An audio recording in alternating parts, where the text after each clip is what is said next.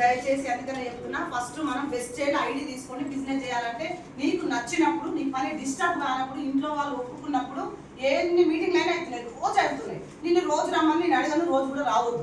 కొత్త వాళ్ళు ఎవరైతే జాయిన్ అవుతారో రోజు కూడా తిరగొద్దు, ఇంట్లో ప్రాబ్లమ్స్ వస్తాయి. ఇప్పుడు ఆడవాళ్ళ కంటే ఎక్కువ మొగలకే ప్రాబ్లమ్స్ వస్తున్నాయి. ఒప్పుకోవాలి అందరూ, నిజమా కదా? తప్పదు, ఏం చేస్తాం మరి. నువ్వు అందుకని చెప్తున్నా, ఎవరైనా సరే జాయిన్ కాగానే అర్థమైంది మీ షాప్. ఫస్ట్ మీ ఇంట్లో వాళ్ళ మనసు మార్చి, నిజంగా మనం ఇన్ని రోజుల నుంచి కల్తీ తిన్నాం, అనవసరంగా మంచిదని బ్రాండ్. సో చాలా మంది రేట్ ఎక్కువ అంటున్నారు, క్లారిటీ ఇవ్వాలా రేట్ ఎక్కువ దానికి. సో రేట్ ఎక్కువ అంటున్నారు కొత్త వాళ్ళు కాబట్టి ఫస్ట్ డబ్బా చూడంగా ఎవరికైనా రేట్ ఎక్కువ ఉంటుంది. కానీ మనం బ్రాండ్ అని తెచ్చుకున్న దానికంటే చాలా తక్కువ ఉంటుంది. ఒక్కసారి గమనించండి. మంచి నేషనల్ కంపెనీ అయి ఉండాలి, ప్రొడక్ట్ మంచిది అయి ఉండాలి, కల్తీ లేనిది అయి ఉండాలి, నేచురల్ ప్రొడక్ట్ అయి ఉండాలి.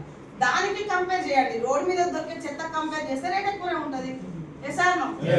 రోడ్డు మీద దొరికే దానికి, ఇంటి పక్కన ఉన్న డబ్బా షాప్ల దానికి ఎక్కువ ఉంది. దానికి రూపాయి పెడితే షాంపూ వస్తుంది, 200 పెట్టి తెచ్చుకోవాలన్నా కథం. నువ్వు దానికి దీనికి ఏం తేడా చూసి. సో మంచి బ్రాండ్ అనుకున్న దానికి మాత్రమే కంపేర్ చేయాల్సి ఉంటుంది. సో అలాంటి బ్రాండ్లలో మనది ఇండియాలోనే నెంబర్ 1 బ్రాండ్. సో గవర్నమెంట్ చట్టం చేసింది, 13 పేజీల గైడ్ లైన్స్ కూడా ఇచ్చింది. 100% లీగల్ కంపెనీ, నో ఇల్లీగల్. గుండెలు తెచ్చుకొని చెప్తున్నారు సార్. ప్రతి ఒక్కరు సిఐలు, కలెక్టర్లు వచ్చి చేస్తున్నారు. వాళ్ళకేం తెలిసి చెప్పండి. మనకంటే కంపెనీ సర్టిఫికేట్ అవసరం లేదు, వాళ్ళు ఇన్వాల్వ్ అవుతారు. అసలు గవర్నమెంట్ జాబర్సే ఇన్వాల్వ్ అవుతారు. ఎందుకంటే ఆ గవర్నమెంట్ చెప్పిన జాబ్ కొట్టాలంటే ప్రాణ త్యాగం చేసి ఉండాలి. వాళ్ళు ప్రాణాలు అరిచేతులు పెట్టుకొని రక్తాన్ని చెమటగా మార్చి, అమ్మ నాన్న 20 ఏళ్ళు, ఒక 5 ఏళ్ళు వీళ్ళు, తర్వాత లక్షల మందిలో కాంపిటీషన్ లా గెలుస్తున్నారు. సో అమ్మ నాన్న చదివించు, తినకుండా అప్పులో ఆస్తులో చేసి, తర్వాత నువ్వు కూడా చదివినావు రాత్రి మగవాళ్ళు కష్టపడి, కానీ కాంపిటీషన్ లో గెలుస్తున్నట్టే రియల్ హీరోనా కదా? సో గవర్నమెంట్ జాబ్ కొట్టిందంటే రియల్ హీరో సార్ నా దృష్టిలో మాత్రం. ఎందుకంటే చాలా మందికి రాలే జాబులు, ఎందుకంటే వాళ్ళకు ఏకాగ్రత లేదు, ఒక దాని మీద ఒక డిపెండ్ ఏం చేయాలని పర్పస్ లేదు.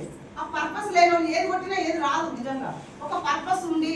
సో లక్షల మందిలో కాంపిటీషన్ కొడుతున్న జాబ్ కూడా ఈ రోజు ఎడమ చేత పక్కన పెట్టి వెస్టేజ్ నేర్చుకొని ఒక 4గురికి లైఫ్ ఇస్తున్నాడు అంటే వెస్టేజ్ చాలా గొప్పది. వెస్టేజ్ దొరకడం మన దృష్టిలో.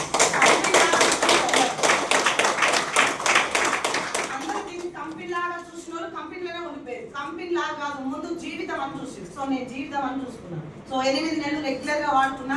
సో 8 నెలల తర్వాత లాక్డౌన్ వచ్చింది. లాక్డౌన్ లో నేను జాయిన్ అయినా. ఫస్ట్ లాక్డౌన్ లో హ్యాపీగా ఉన్నాం అందరం. సో అందరు వాడతారా?